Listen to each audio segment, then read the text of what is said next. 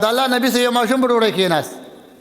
الله نبی ورته ویل ای بچیا سم الله بسم الله ووایه وکل بیمینک په ښي لاس سره خوراک کوه وکل مما یلیک خپله مخه خوره.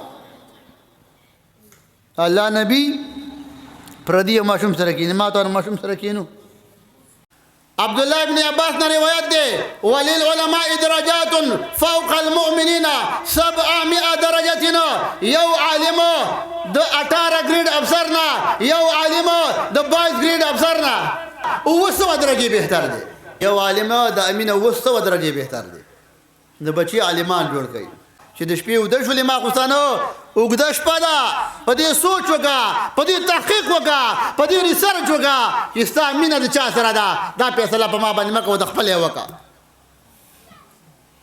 الله نبی فرمایي ابو هریره ته ای ابو هریره اذا توضأت فسم الله کله چې اودس کې بسم الله وایي اودس. الله نبی ابو هریره چې په اودس کې کېناستلې اودس یې کوو اودس دې شروع کو بسم الله ووایا. کله چې د اودس نه فارغه شوې تر هغه وخته پورې به فرشته لیکل کوي.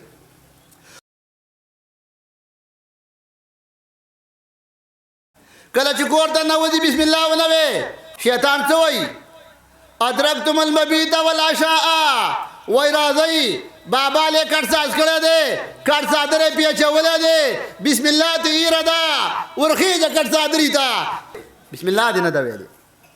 الله نبی فرمای صوتان ملعونان انها عنهما دو اوازونه الله ته ډېر ناخوښه دي د دې نه منع شه. صوت مزمار اواز د باجي دی اواز د چمبي دی ورنة عند مصیبتنا او اواز د زنانه د جړا دی د مرګ په وخت کې. کومه ښځه چې مړي د ځي د الله نبي جنازې له روانو ښځې ناستې وې ویل چېرته ځئ ویل مړي ده ویل اتصلین علیه مونځ د جنازې کوئ ویل نه ویل اتدلینه دا مړی قبر ته کته کوي ویل نه فرجعنا معذورات غیر معذورات ویل د ګناه نه ډکې کور ته ځئ تاسو ته ثواب نه میلاویږي.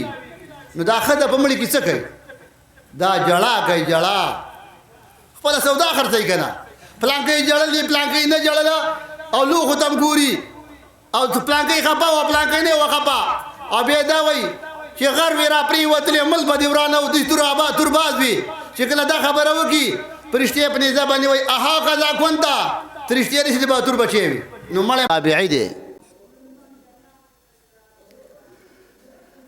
تابعي دی هغه به ویل شپږ میاشتې مخکې به یې دعا کوله خدایه ماله ژوند راکړي چې زه رمضان ته ورسېږم.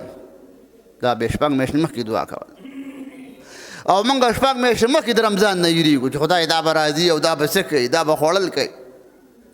ولې موږ خو نفس منلی دی رب هم نه دی منلی که نه. شپږ میاشتې وروسته به یې دا دعا کوله ربه ما چې په رمضان کې کومې روجې نیولي کوم ختمونه مې کړي دي یا الله دا په خپل درباریه کې قبول کړي. شپږ میاشتې وروسته به یې دعا کوله موږ چې اختر تیر شي نه راته روجه را یادوي نه راته تراوه را یادوي نه راته ختم را یاد دی.